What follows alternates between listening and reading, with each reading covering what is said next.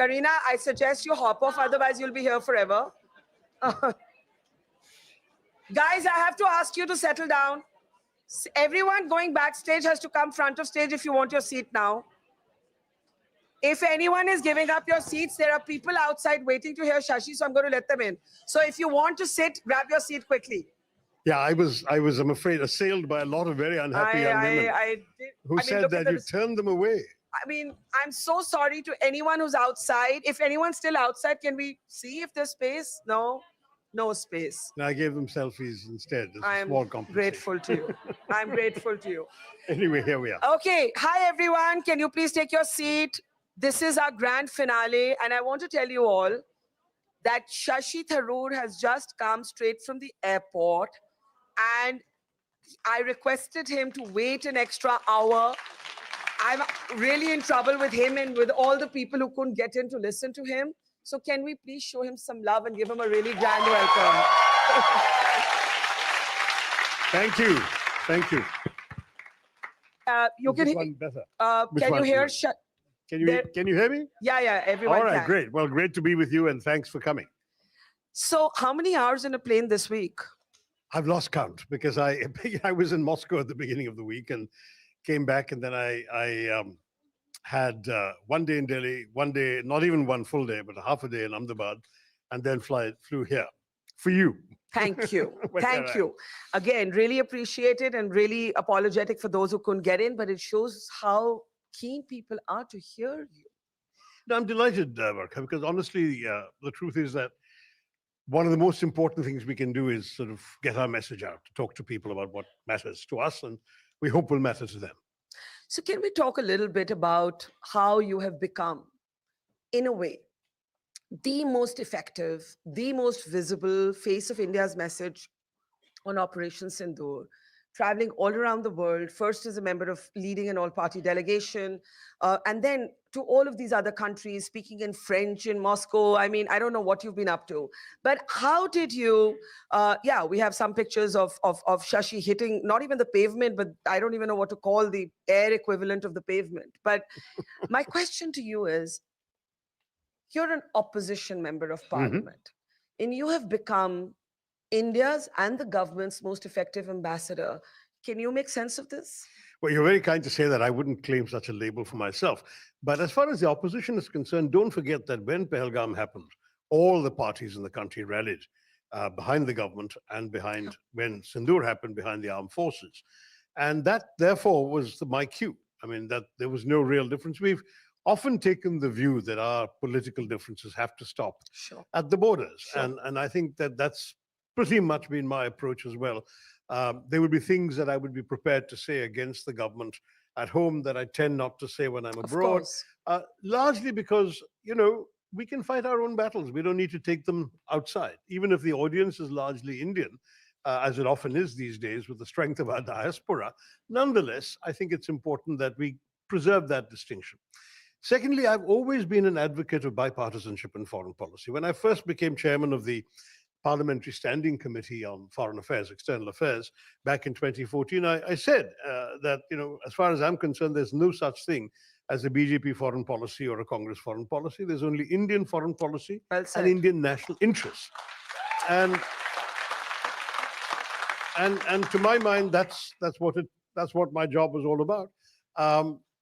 I'm back in the saddle as chairman of the committee again now, but I don't think it was particularly because of a position in that committee that I was asked to go. The government decided, I think rightly, to send a message of unity through these delegations. Absolutely. I think all-party delegation is a difficult word to use because we have 41 parties in the Lok Sabha, but a multi-party delegation, 7 multi-party delegations. And strikingly, 3 of them were led by opposition MPs, Supriya Sule, Kanimoyi, and myself. And I think all of that sends a good message to the outside world that this is not a party political effort. This is a national Indian message. And I think it went across very well in that way. And well done. And I completely agree with you. But you know what? A lot of people, and I totally take the point, I'm not sort of trying to bring politics here, that this was about India. This wasn't about party A, party B, government X, and opposition Y. But a lot of people want to know what Shashi Tharoor will do next. And the reason we're bringing this up is you had a very cryptic post on social media. You had a little sort of slide, graphic slide, and it said you don't need anyone's permission to fly. Are you flying the coop? Are you leaving the Congress? No. And if not, why not? Because listen, they don't seem to appreciate you. number one, there's no point in issuing a tweet if the tweet can't speak for itself. So I'm not So going it to did sit speak for itself. Exactly. I'm not It amplifying. said you are not going to seek the permission or the consent of people to be yourself. That's what I understood it to be. But that's always been the case with me, Barkha. Hasn't that been a problem for very many It's people both for a very long it's time? both your most strong trait and gets you into trouble in politics sometimes. I suppose that's partially true. I mean, one of the challenges of our system is indeed that we are very heavily linked to party process. It's a feature of the parliamentary system, but even within, say, the British parliamentary system here, individual MPs have far more more sort of space to take positions. Flexibility, to take their own positions. And you may remember that when they were discussing in Parliament the question of going to war over Iraq, not only members of the ruling party of the government, but even ministers dissented from the government's position. If I remember right, Robin Cook, I think, was the foreign secretary who objected to his own government's decision to go to war. So these things are possible in Britain. They're not in the Indian ethos. And perhaps that's partially one of the specific challenges we all have. And in any party, it's not about my party alone. In any party, you're supposed to sort of rigidly stick to a line, and that line is determined, unfortunately, by processes that are often considered opaque, even within those parties. And so at the end of the day, if you have a mind of your own, it becomes, you either have to stifle it, or if you're lucky, it happens to be exactly the view that your party is taking and you go along with it. So at the moment, you're not stifling yourself? No, listen, I was given, as these other opposition MPs also were, a mission on behalf of the country. This panel is called Man on a Mission to the best of my ability, and that's exactly what I went to do. And I must say that the message was well received, wherever we went. Absolutely. And therefore my question, and this is really a genuine question. When I met you in Thiruvananthapuram, in the assembly election, you were on the in the Lok Sabha election, and you were on the campaign trail. And he's a 4-time member of parliament from Thiruvananthapuram. You said at that time, I said, what next? And you said, well, you know what? I don't know, but like the only next thing left to be is Kerala Chief Minister. We were chatting at that time, on record. I'm not quoting from a secret conversation. Sounds like you might. No, I have the camera clip. Then, now everybody says, hey, why can't Shashi just be like, no offense to Mr. Jaishankar, but foreign minister? No, first of all, there's no vacancy. But if there were a vacancy, if there were a reshuffle. Look, first of all, as you all know, I mean, our system doesn't really make that kind of possibility terribly likely. I think this is not, frankly, a conversation I'm particularly keen on having, A, in London, and B, on a public platform, because we have just come back from these journeys. There's been a lot going on. I've landed here to take a breather. I thought we were going to be talking about women. We are. Good. We are. So let's talk about a woman foreign minister. And men. So since you're not going to do us a show of cards on your next move, let us actually take a step back and talk about the women who shaped you. And I know your sister is, there she is. My youngest sister. Your youngest sister, Smita, is right here in the front row, and I'm going to go to her in a while. Talk about, I've met your mom. So that's 2 of them. I've met your other sister. So I've actually met 3 of the women who have had big influences on your life. And I must say that in many ways, it was very healthy growing up in a house of strong women. My father was a workaholic a bit, so he was very often running around. In addition to his office work, he also was extremely active in extracurricular activities, Kerala societies of various sorts in the cities in which we lived and so on. So mom was the strong presence at home. And my own experience, which is not the same as my sister's, my own experience was a very tough taskmaster with impossible expectations that I was nonetheless expected to fulfill. So in some ways, trying to live up to the expectations of women, I think, has been instilled in me from a very young age. I'm only partly joking, Yeah. but mom was a tough cookie. I mean, Was she I had stern? Was I she was stern? very good at taking exams. I kept coming first and everything, and even that wasn't good enough for her. You know, so What would she say? she would say, "Oh, but that boy did better. And that's a boy in another class who also came first in his class." But I mean, how does she know he did better? I mean, Yeah. but it's just one of those things. She never wanted me to be complacent, I guess. She wanted me to keep striving. And that's great. She's now living with me. She's 89. And our relationship has never been better. But growing up was a tough experience. What do you mean by tough? Like, explain. Well, look, I mean, I think some kids could have cracked up under that kind of thing. I remember Really? the one year that Like, what was the pressure? Just to keep look, the performing? one year I didn't come first in class, eighth grade, I'll never forget it, came third. It was like there was a death in the family. There was a funereal atmosphere in the house. My mother could barely look at me. You know, she would turn her face away when she saw me. That was the kind of pressure. So it was a challenge. But on the other hand, I turned out all right, it seems, by and large. W- we were just talking about, and I'll come back to the women who've shaped your life, about what you may have done if you hadn't been in politics. And before that, of course, you've been a UN diplomat, and you've had many avatars. You're a prolific author. Uh, Actually, I'm sure I'm going to miss something if I start counting your achievements. And then there are the Tharoorisms. There's like, who taught you this English? Can you please tell me? And and does everybody in your house speak like this? Well, you should talk to my sisters and you can tell. I mean, I'm just going to, but I think yeah. they're all right. I mean, the truth is that, frankly, we were all taught like this, Barkha. I'm sure that, okay, you're a bit younger than me, but nonetheless, there was a time when this was the English we were taught to speak. But I also had one advantage, or looking at it now as an advantage, is that I was an asthmatic child who couldn't go out and play and do all the things that we wanted to, including playing cricket, very often wheezing and stuck to bed. And those were the days when there was no television in the Bombay of my boyhood, or indeed, even when I got to Calcutta in high school. There was obviously no Nintendo or PlayStation, no mobile phones or laptops. Ultimately, the only thing available to you to distract yourself was books. And so I read widely and indiscriminately. And it's because of that reading that the words came. I wasn't some swot sitting up and mugging up dictionaries. I actually, I was reading books, by the way, that were actually not, because I was the oldest child in the family, so there were no elder brothers and sisters, the books I could borrow. So the moment I ran out of my own, or the books I'd borrowed from the library, it'll be my parents' books I had to dip into. So I wasn't even able to fully understand everything I was reading. But if I came across the same word in 4 different contexts, and 4 different stories, or 4 different books, I'd get the sense of what it meant. And that's probably why a combination of lack of other distractions, plus lots of time in bed with nothing else to do.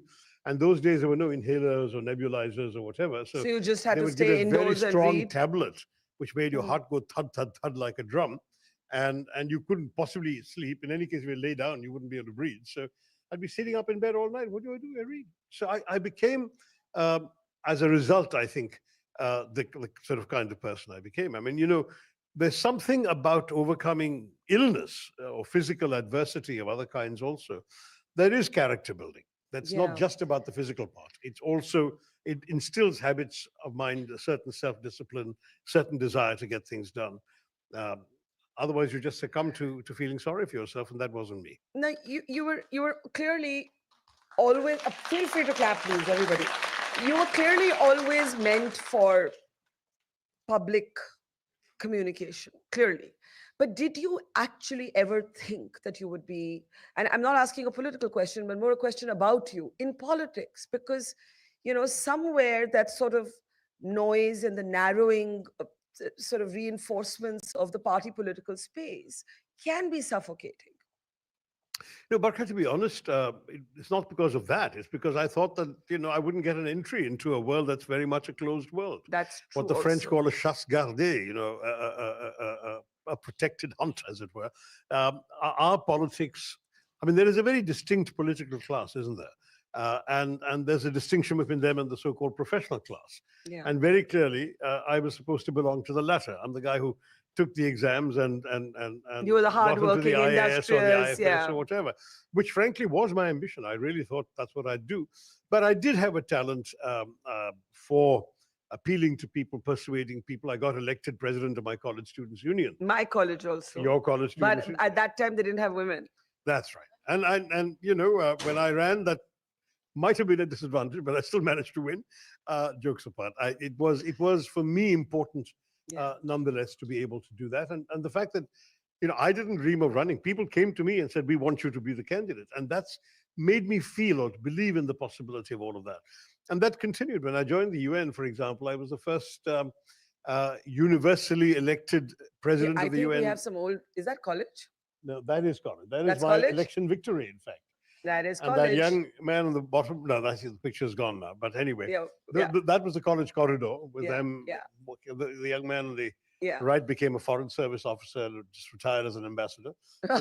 We've got some distinguished faces there. But anyway, college was a terrific time, and of Yeah. course, um, I look back on that as the most important formative years. I totally agree. I think they were just the 3 years that shaped me more than any other I 3 years. totally endorse that. For me, it's what really made me realize who I was, Yeah. what I believed in, what I Absolutely. valued, how I related with people.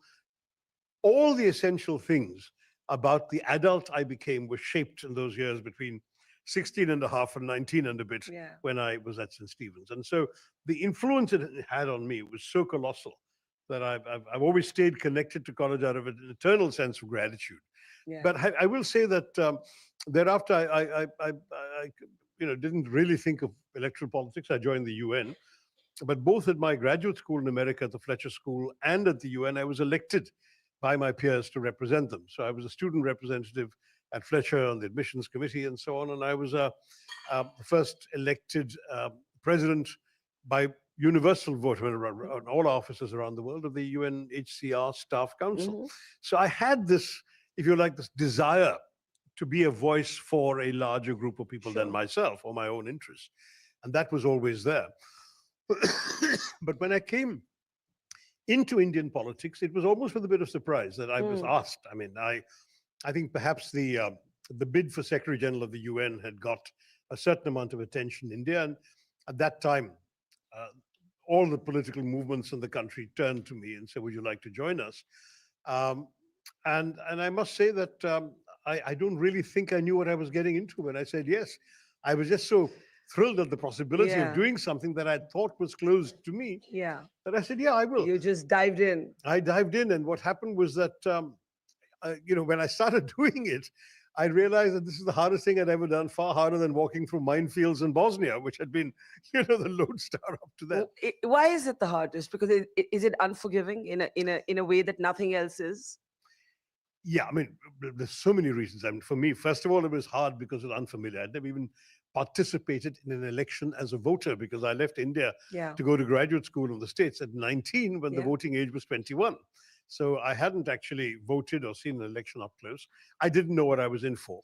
And that first election, I mean, I was put through a torture by some folks in my own party who wished I hadn't been given the ticket because they would rather have had it themselves. So it was like 23 I mean, hours. you know that they'll still be feeling this. There were 23-hour campaign days Yeah. and things like that. Yeah. Literally, you would come Yeah. back at 4 a.m. and be up again at 5 a.m. kind of thing. It was madness. But anyway, so that was one part of it. The second part of it, frankly, was the fact that I was not a particularly welcome interloper into this closed world. And when you come into a profession from the outside, if somebody came into your profession, I dare say it wouldn't be much different. Yeah. If you come in at a senior level as an outsider, everybody else has reasons to resent you. And I got more than my fair share of that. So I ended up with lots of stilettos in my back in the course of my very first year. You remember, I even had to resign my ministership, but basis absolutely nothing at all. But I plugged away. I didn't quit and run away back to New York as people thought I would. I decided to stick it out. I'd earned the trust of the voters and I was going to repay that. And it became a very good constituency MP, even if I say so myself. I delivered a lot of goodies to my constituency in the remaining years of my first term. And I was re-elected in the middle of the Modi wave. So Yeah. It's so- an extraordinary win, and reported on that campaign myself. I want to spend a few minutes taking questions because I think people are going to clobber me if I don't allow them a chance to ask Sure. a few questions. But can we start, please, with Smita Tharoor? Can we have you up on stage? Because I think it's a rare chance to actually get to know the person behind the persona. And you have a mic there. Oh, There's a mic. hi. So, how many years apart are you guys? 6 years. And did he bully you when you were young? No, not at all, actually. He was just getting on with his life. And in fact, if anything, I think I was fairly demanding. When I was 6, he was 12. She was a spoiled baby of the family. Yeah. So. Youngest child. The youngest child. So he could be 15 and he might be having a friend to play in his room. And then I would go and rain on their parade and say, oh, I want to come and play with you too. And of course, I had no clue what they were doing or whatever they were playing at that point. So I was kind of interfering all the time. No, he didn't bully me at all. Yeah. No, he wouldn't even know what that means. Tell us something about Shashi that his public persona does not convey, and that only those who know him would know, and maybe this audience would be surprised to hear. The truth is, Shashi is completely honest, authentic. And what you see in public is what you actually see at home.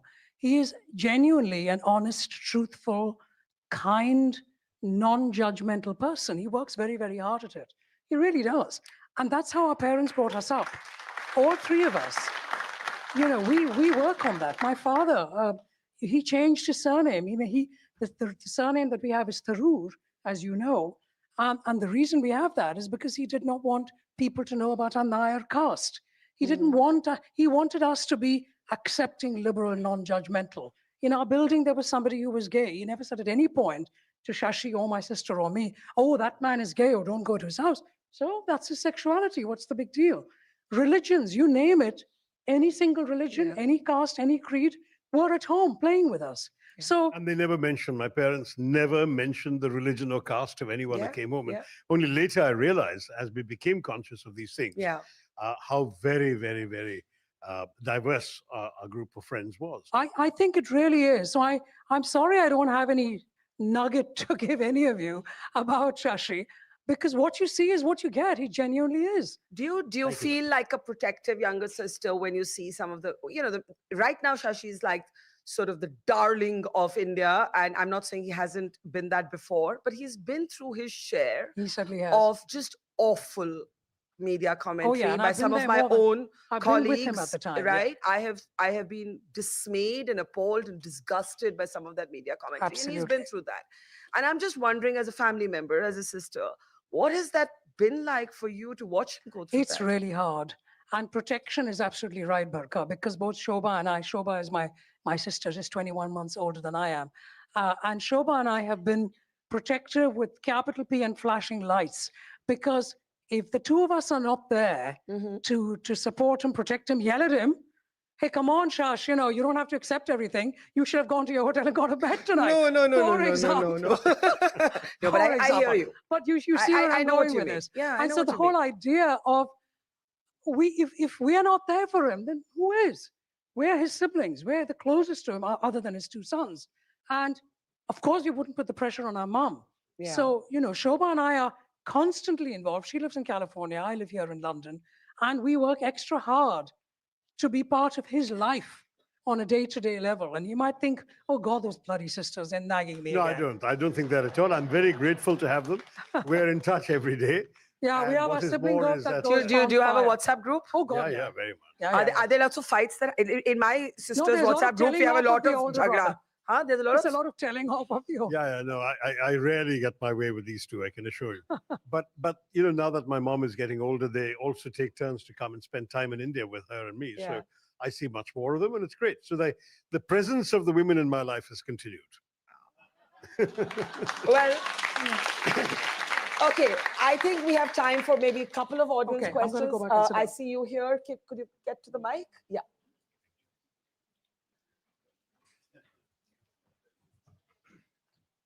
Thank you. My name is Bharat again. Thank you, Barkha, for the opportunity. Dr. Tharoor, I just want to say that I don't think anybody in this audience is possibly going to dispute that we're very proud of you and what you've done for the country, and also as part of the parliamentary delegations that Thank went you, Bharat. globally. I think we can show him some more love. He's just got off a flight for us. But if I may just ask, you know, obviously this was done because there was a sense that perhaps India fell short on the narrative battle. And you've done this, you've come back. I just wonder if you can tell us what we should expect from this, you know, in terms of an outcome, because it seems to me that the gentleman in the White House, it hasn't prevented him from having lunch with the man who's appointed himself a field marshal either. So maybe if you can tell us a little bit about what the I outcome don't was. think you can judge any country's diplomatic effectiveness by other countries' attitudes to a third country. I mean, the truth is the That's fair. I was just US-Pakistan making a joke on that, relationship has a dynamic of its own. And there are, I mean, I had conversations. I didn't meet Mr. Trump, but I met Vice President Vance and pretty much everyone who met her on down, both formally and informally. I will tell you that I was extremely pleased that we got all our messages across, that they were understood and repeated with understanding and support by everyone we met. And there were moments when our ambassador in Washington and I would look at each other and say, the other guy's got hold of our talking points according to what he's saying, you know? Yeah. So we really got our messages across. I can't tell you how very pleased we were with the effectiveness. In a place like Colombia, for example, the government, which is a reflexively leftist, peace-loving government, had issued a statement expressing heartfelt condemnation and condolences for the victims in Pakistan when we launched Operation Sindoor. And they had not said anything at all in defense of India. When I came and explained the position, both publicly and privately, I'm very pleased to say they withdrew that statement. And they subsequently issued remarks of support. So I think these delegation visits serve the purpose of getting our message across, either where they hadn't been heard properly or when there was a need to challenge their conventional thinking or their conventional wisdom on some issues. Not everywhere was it hard. In a country like Guyana, we were pushing out an open door. They already love us. 40% of Guyana is Indian, including the president. Different story there. And in some ways, it was the way we started. It gave us a chance, as it were, to sort of feel the love and feel the confidence thereafter to go on. But then we hit Panama, Colombia, Brazil, and finally the United States. And there was a different set of challenges and emphases in each of these places. And I must say it went well. Many, many places, because everywhere we were meeting not only government officials, we were also meeting our equivalents as parliamentarians, legislators, senators and congressmen, the Senate Foreign Relations Committee, the House Foreign Relations Committee in the US, and the equivalents in all these other countries. Speakers of the House in many cases themselves met us, the presidents of the national assemblies.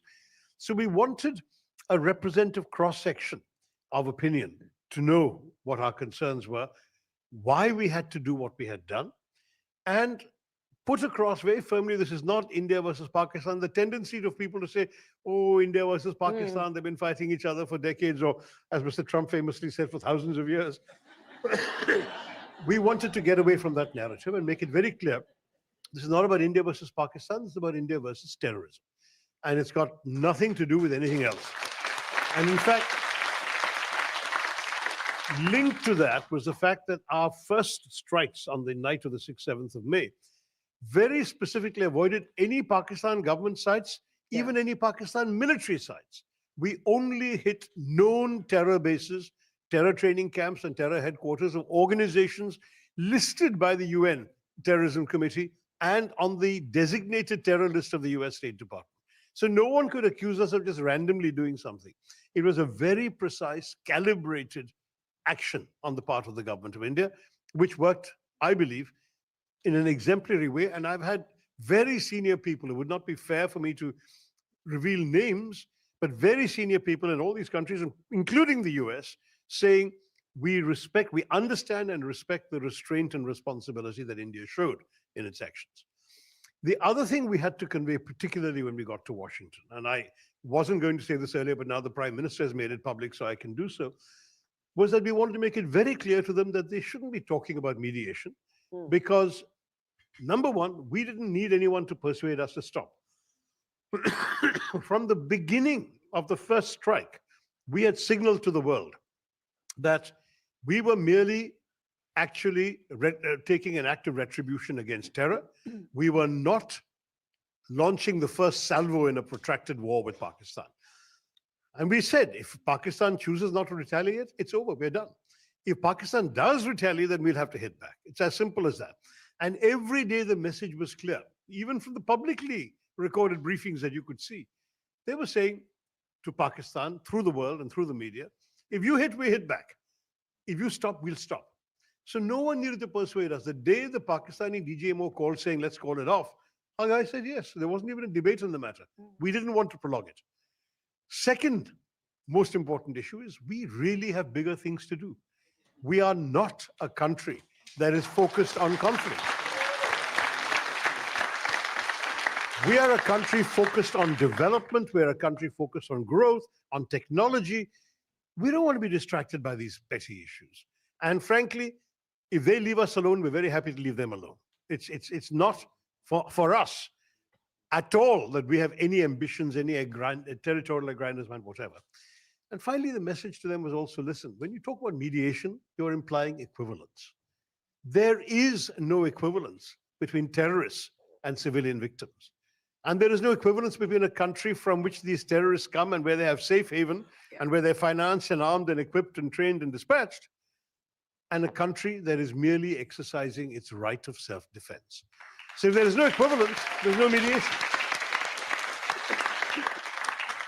Completely agree. Okay, one or two more questions because he's really, really tired. Yes, sir. Please go ahead. Yeah.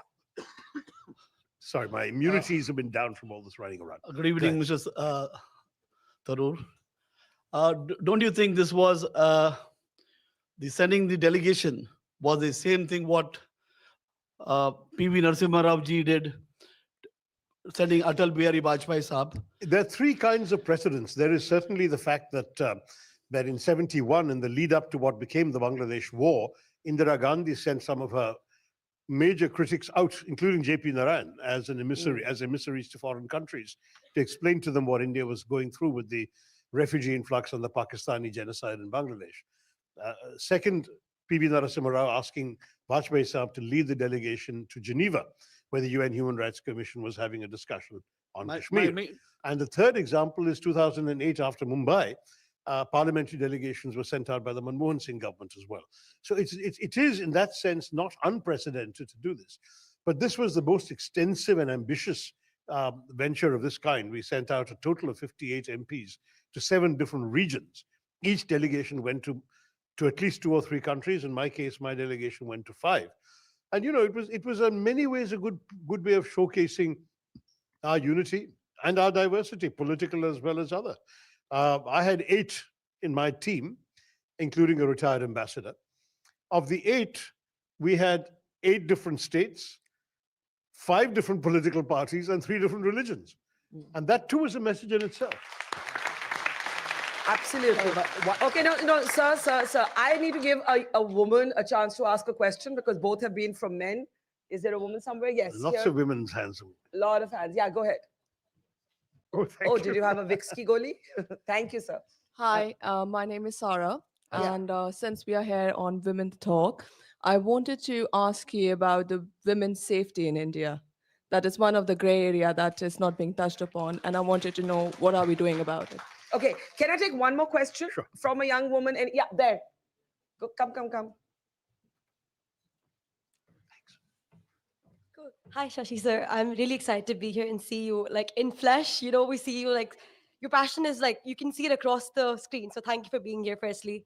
My question's more so you've obviously seen, I think, so many different kinds of people in your life and especially youth. What's like some qualities you want to see in the youth, especially as a Brit Indian, I guess? I've had a mix. So I really want to know what you think are some qualities you want to see in the youth to progress further. And also to like really endorse humanity, not like any religion or anything else. Wow, okay.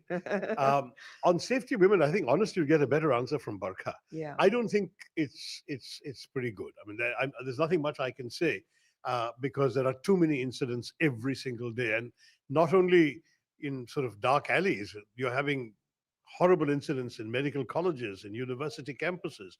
Yesterday in a law school, it's just it's as if on the one hand our men seem to be unable to control their baser instincts, and our Authorities don't seem to be able to create institutional structures to protect women enough.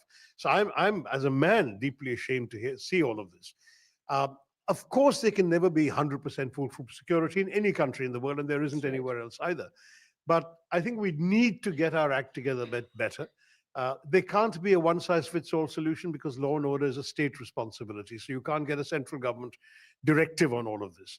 But state governments, I think, really need to give this greater political priority.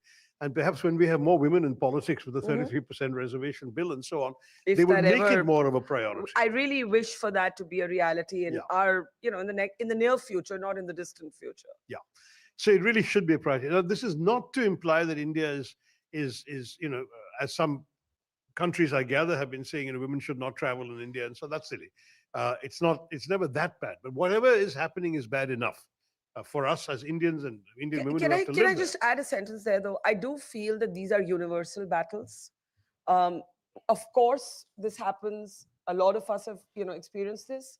And sometimes there are better institutional structures at something in some country and some other dimension in some other country. But really, gendered violence is a universal battle. I really feel it's not about country A versus country B. That's just what I wanted to say. No, I agree Now with it's back to you. I agree with it.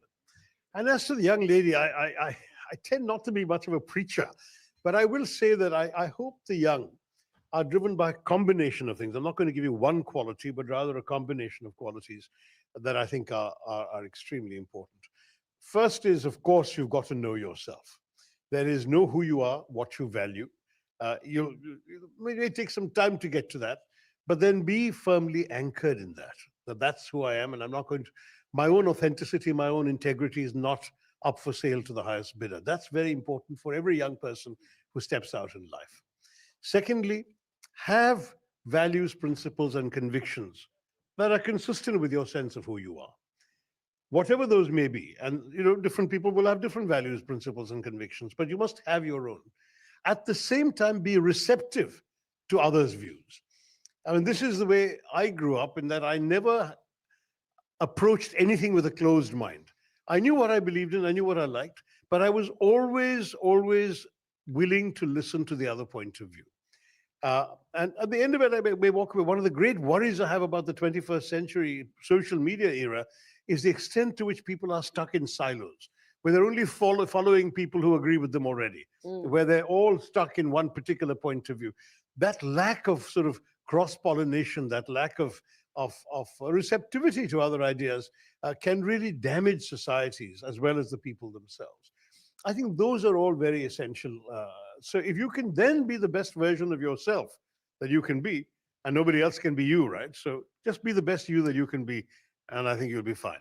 And so will the world. Okay, so just before, we have a little surprise for you, but just before that, what's the one quality you like least about yourself and one quality you like most about yourself? Well, the one I like least about myself, because my sisters tell me this all the time. That as you well, can't say no. I can't say no, exactly. Including to you, Barkha. That's Well, why I'm here. I'm grateful for this quality you don't like in yourself. And the quality, I don't know that I like most of myself. To some degree, it's sort of come over time, is a certain resilience that I would not have told you as a young man that I possessed. I acquired it through battling through adversity. And just by living through it. Living through it, the highs and the lows, the turbulence of my life, which has often been more than I expected, bargained for, or even thought I deserved, but nonetheless. And I think just, I'm pleased to have found, to have realized for myself that I have that inner strength, as it were, to cope with. What word would you use that best describes you? In Shashi Tharoor's thesaurus, what's the word that describes Shashi Tharoor? I'm the least qualified person to answer that question, Barkha, really. I would rather you did it. You tell me what word you would use to describe me. Renaissance man. Ah, nice. 2 words. When? Multifaceted.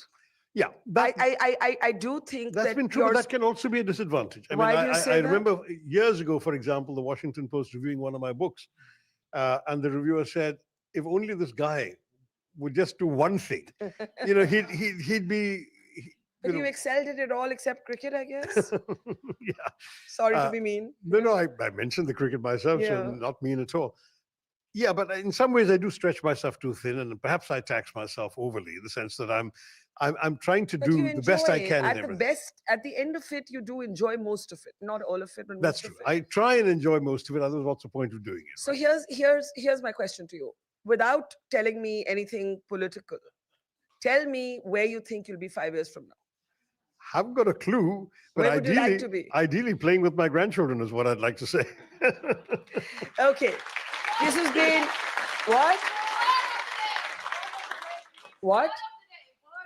Oh, word of the day. You have to do them a word of the day. You know, the truth is, whenever I'm asked this, and I know especially this comes out of schools and colleges, I say honestly, the best word I can instill in people is the very old, simple, short word, read. And if you read, and it almost doesn't matter what you read. I have young parents coming to me saying, oh, our kid is not interested in reading. He thinks books are only for schoolwork and so on. So I say, what is he interested in? He's interested in football. I said, get him a book on football. Make him read about it. So it doesn't matter what they're reading, but get them into the habit of engaging with the printed word on the page. Another problem about 21st century, so much of today's entertainment and transmission of information as well is passive. You're just sitting there staring at a screen. Yeah. At least books are interactive. They oblige you to engage. They oblige you to think. They oblige you to imagine from what you're reading. Yeah. Those qualities are being lost in the digital era, and I do worry about that. I have to say that if we can get all of those things fixed, we will do very, very much better. So, Okay. word of the day, the year, the month, whatever, the decade, the century is read. So now we have a little surprise for you because we've put you through the grinder and coming straight to us from the airport. There's a young girl who has been waiting the whole day to meet you. She was born in Thiruvananthapuram, which is your constituency, which is It Shashi's is. parliamentary constituency, and she's a child prodigy singer. She started singing when she was 5. She's opened every session of ours except this one because we wanted her to do a special song for you. How lovely. And you will recognize the song, and please, the words are very loaded. It's called The Winner Takes It All. May I please welcome Souparnika Nair on stage. Let's put our hands together for Souparnika. Oh, there she is, that's right. So you have to sit and enjoy her song, and then you have to present her an award. Go for it. Delighted. Looking Yes. forward to hearing you, Kanika.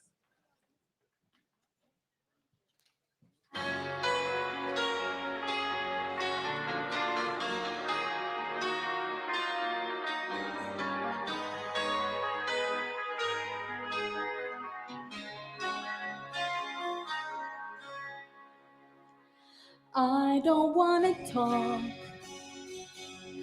about things we've gone through, though it's hurting me.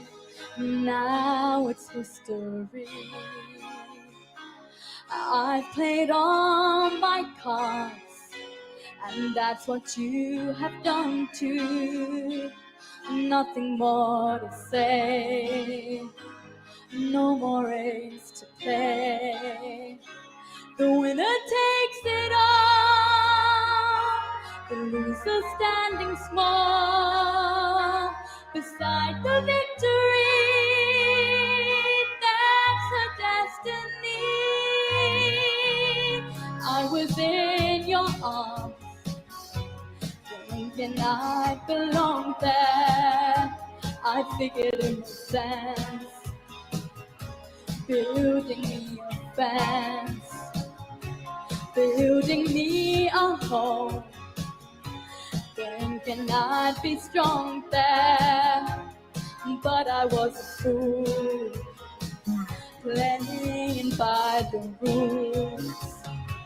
The gods made through a dice, their minds as cold as ice, and someone way down here loses someone dear. The winner takes it all. The loser has to fall. It's simple and it's plain. Why should I complain?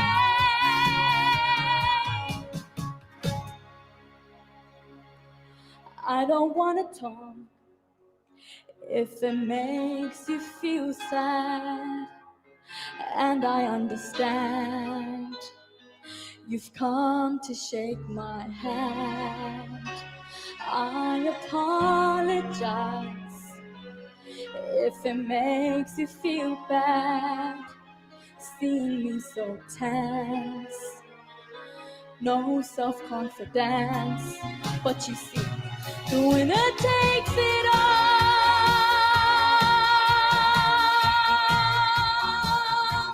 The winner takes it